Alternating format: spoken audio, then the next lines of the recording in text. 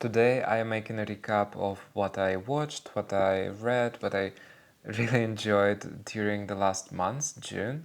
I have skipped a few months of my favorites videos, so maybe I will just talk about a few things that I really enjoyed before June. I just missed making those types of videos, so here we are. And the first thing that I want to talk about is the books that I have read in June. First of them is this. So, I don't know if you can see it properly. Wait, my camera should be. So, a pretty known book. This is The Bell Jar. Also, I really like the inside. It has figs inside and has some illustrations. This one is illustrated, an illustrated edition, and first of all, I really enjoyed this book, and so much of this book is highlighted. I was sitting there with a pencil and just highlighting half of this book. I'm not sure if you can see the highlights actually, but yeah, there was a lot of them. I have highlighted like half of this book, I think.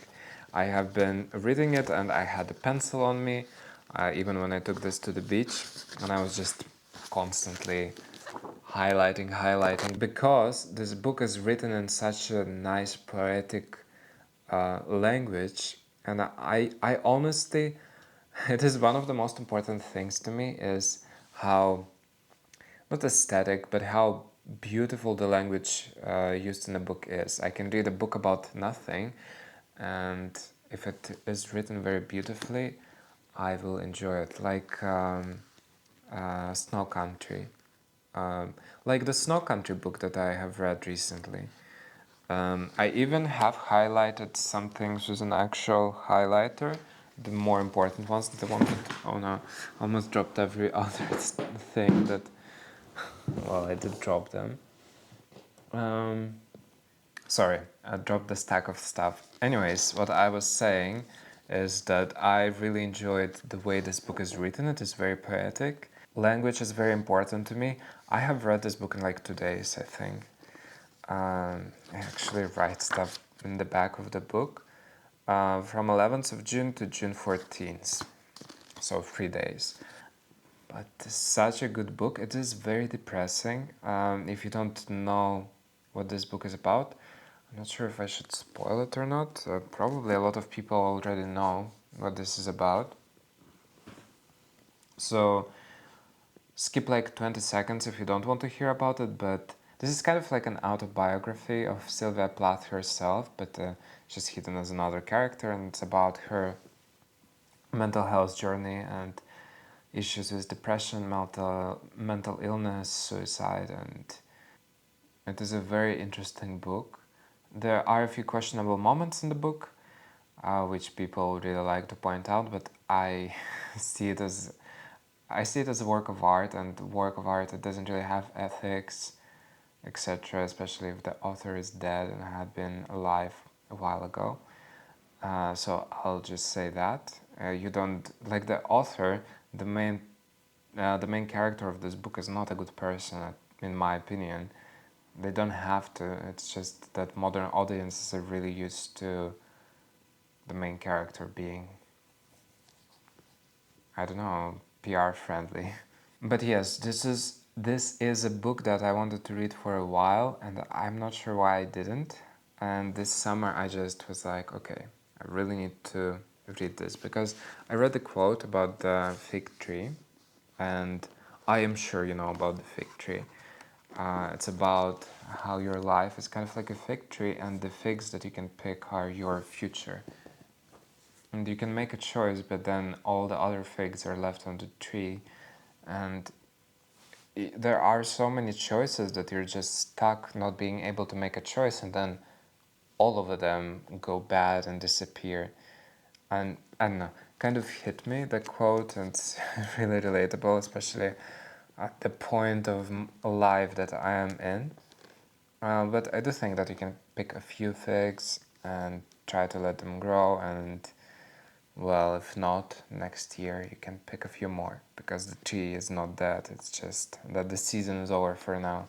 So this book, On the Bell Jar by Sylvia Plath, I highly recommend. If you can find this edition, I would also recommend it. I also really like the old one, but I couldn't find it. First of all, let's just take a second and look how pretty this book is. And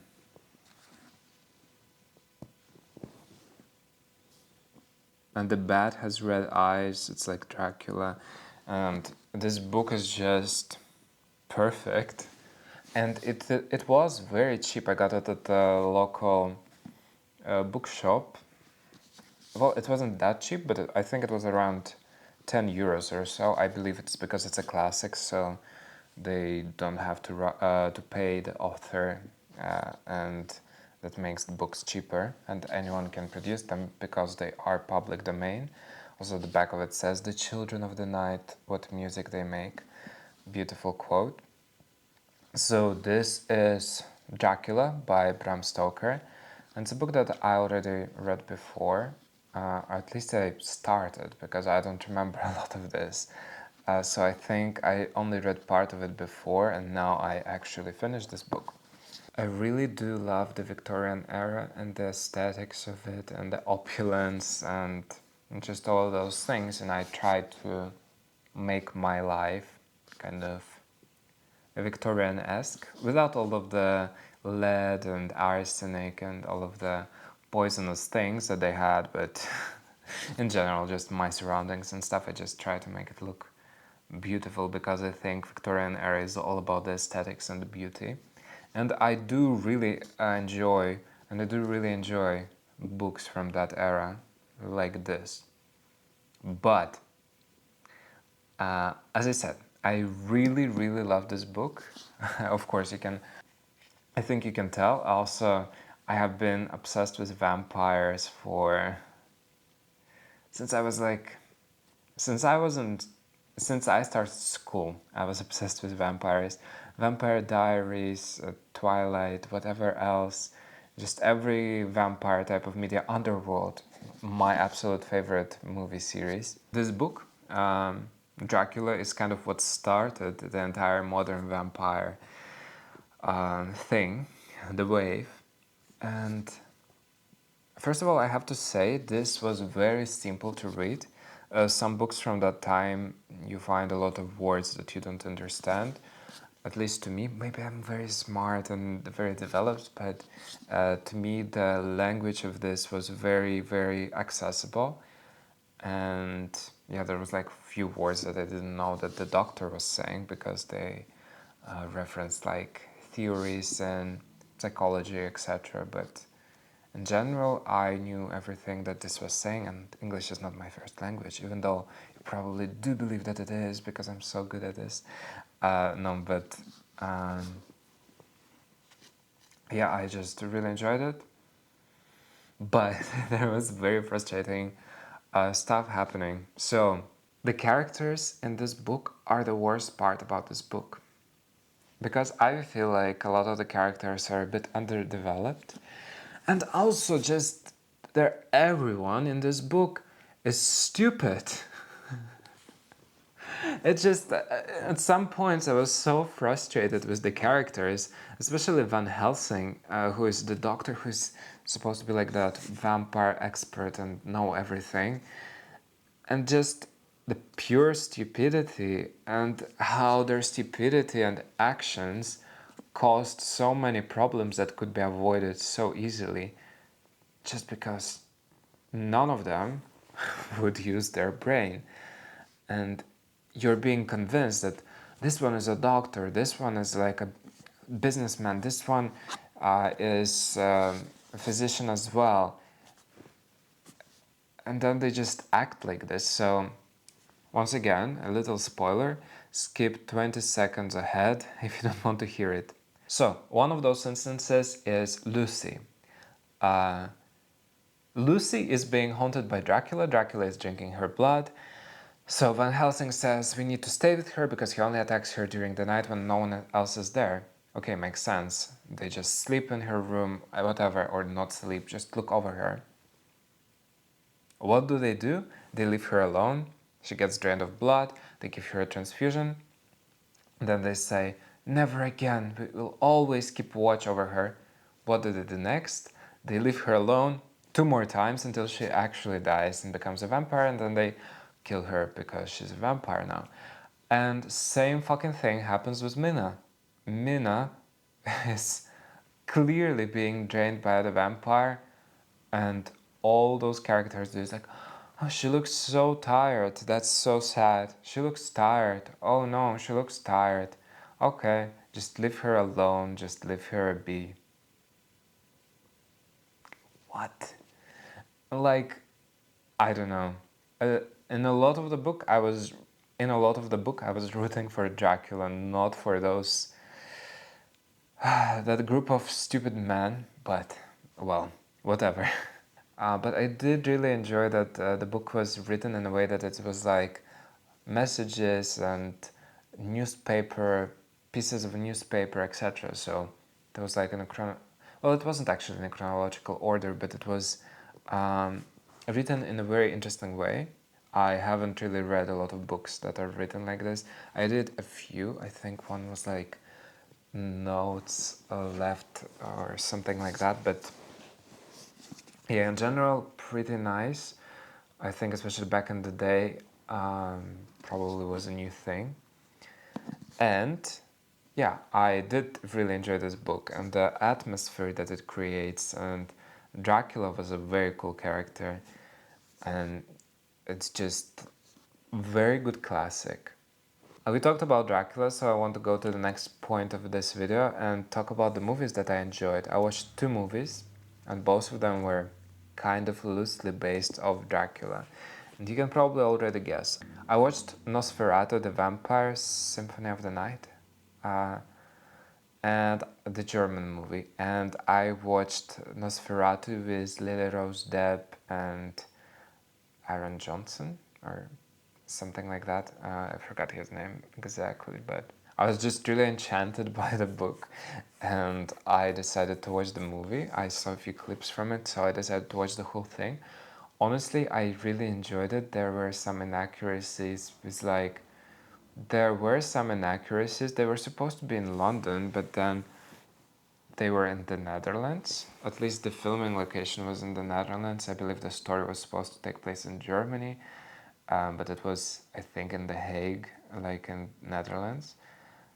And yeah, the location didn't really make a lot of sense to me. And I found out later that apparently they made the first Nosferatu movie, not even this one, the silent one that I didn't watch because I'm not that into movies and Dracula yet. I will maybe watch it later, but I can't watch a silent movie as of now. I'm just not advanced enough. But yeah, it was based on the book, and they did it illegally, so they thought that if they changed some names, they could just go ahead. They didn't, they got sued. But still, they changed the names. Dracula became Nosferatu, and he became like this ugly goblin-looking creature instead of Dracula, who was supposed to be quite, not seductive, but he was very intelligent, he was very charismatic in the books. And well, in Nosferatu movie, it was like an awkward golem-looking creature. I really enjoyed the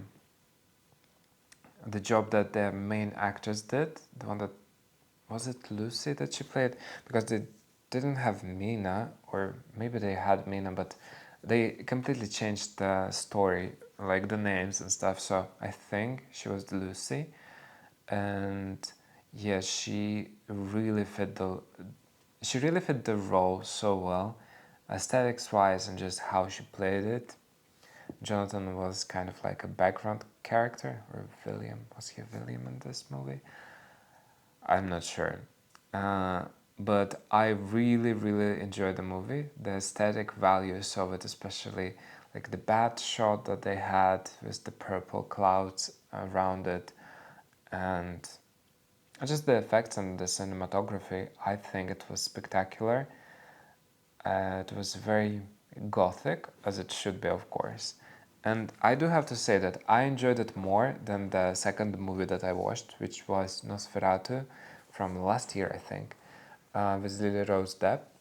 So first of all, I have to say I did enjoy Lily Rose. I did enjoy Lily Rose Depp's acting. I kind of like started watching this movie expecting her to not be too good because she is a nepo baby, and I don't know what I was expecting. I never watched anything with her, and her acting was very convincing.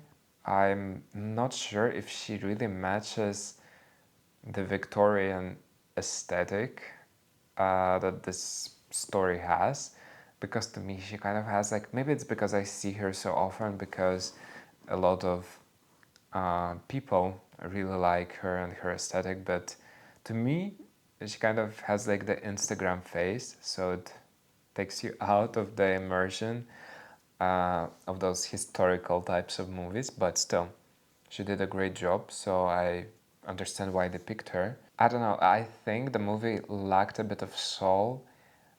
I did enjoy how it was filmed as well. I did enjoy the special effects and the atmosphere and Dracula and Nosferatu, sorry. I did really enjoy the sets, especially the house of William's house, or the rich doctor's house. That was a very beautiful. That was a very beautiful location, beautiful house. In general, the locations were great. The movie looked amazing, but to me, it lacked a bit of soul that the movie from the 80s or 70s that one had. For modern audiences, for sure, the Nosferatu movie, like the new one, is the one to watch. But I would recommend, if you want to watch both of them, to try with the older one first, because if you watch the new one first, just visually, the old one will look disappointing. So that was all talking about the movies that I watched. Now, the TV show that I'm still watching is Game of Thrones. I think now on season 5 or 6. It's getting worse, so I am somewhere there. But yeah, nothing else to update you on. I really enjoy Emilia Clarke's performance as Daenerys, but otherwise, nothing to highlight. I wanted to introduce a new part of this video because it's like what I enjoyed in June. I really enjoyed a few perfumes as well, so this is a new addition to this videos. So the first thing is this lerbolario. It's like an Italian pharmacy thing, and it's their verbena perfume. It smells like lemons. You can see that I have half of the bottle left. I really enjoyed this one. And another one that I just got this June is Ilio by Diptyques, and it is their summer fragrance. To me, this smells like home back in Cyprus and walking to the beach on the Mediterranean coast, and just like all the cacti and the prickly pears that are there, and then some sand and some grass, and all of those smells are amplified because of how warm it is, and then you get this smell. It's very nostalgic and very beachy. It's for nice weather, and there is not a lot of nice weather here in the Netherlands, but when there is, this is very good, and I will be using this when I'm back home. But yeah. Now, for the music that I enjoyed in June, I don't have any vinyls to show this time because I haven't listened to vinyls as much, because I was discovering new artists. So I didn't really listen to my vinyl collection. And one of the things that I listened to the most was the new Addison Rae album, actually, and I think it's just called Addison. It's such a good pop album. I just have to say, it's such a good pop album, and In the Rain is one of my favorite songs from there. Fame is a Gun, High Fashion, those are some of the highlights for me. If you want to listen to some fun pop music, I would definitely recommend Addison Rae's album. I listened to a lot of Fabienne Desol. Desol? I think that's how you. I think that's how you say her name, but maybe not. Fabienne Desol. So Between You and Me is an album that I really enjoyed, and also one of my highlights from that album is Lute on the song. She is quite underrated. I'm surprised. Some of her songs are in French, some are in English. I will put the songs that I really enjoyed here. Another artist that I really enjoyed this month was April March and her album Chick Habit. You probably maybe have heard that song. It's quite a popular song, especially the melody itself. There is also a French version of that song on the album, and once again, she makes music in French. And I think one or two English songs like Chick Habit. Another artist that I think already appeared on my channel is Brigitte Bardot, and I listened to a lot of her BB album, which I think just stands for Brigitte Bardot. She is an iconic French actress, and I really, really enjoyed her music. She was not that known for her music, but to me it's very, very summery. Summer in Mediterranean once again. I think she actually lives in Saint-Tropez or something like that right now. Good for her. For English music, I really enjoyed Sophie Thatcher's album, EP. I really like her as an actress, but I really enjoyed the album as well. It's very moody, very gothic, very dark. What was it called? Scratch and Scrape? Sophie Thatcher? Pivot and Scrape. Um, and especially I enjoyed Black and Blue. Do I have it written here? Black and Blue, yes. That's the name of the song that I really enjoyed. It just has such strong world building and atmosphere, especially for just a song. And I think she is I definitely think that she is an artist to keep your eyes on, and I think she will go very far in a few years. Last album that I want to mention is a soundtrack actually, and it is soundtrack of When Marnie Was Here. It's a Studio Ghibli movie, one of the more modern ones actually. Actually listened a lot to it when I was doing like research and stuff because then I can't really listen to music with vocals in it. Yeah, those were the highlights of my June, and I hope I will upload a video in July as well about this because I got a bit tired of making those videos every month. I'm like, who cares really? But then I did really enjoy sharing this, and people would comment back what they enjoyed, and that's like one of my favorite things. So if you have watched, listened to, read any of the things that I mentioned, or want to share something else, do so in the comments. I really appreciate every comment. Honestly, that's kind of the best part of making videos here is when I get comments, because I like to respond and talk to people and build a bit of a community.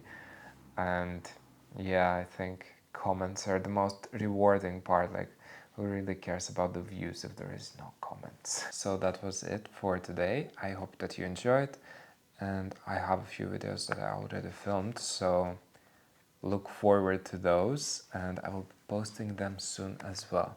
So, bye.